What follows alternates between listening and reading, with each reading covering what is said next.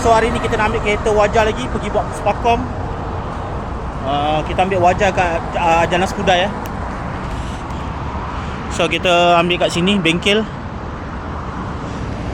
Nak buat Puspakom lah. Jom kita pergi Puspakom dulu.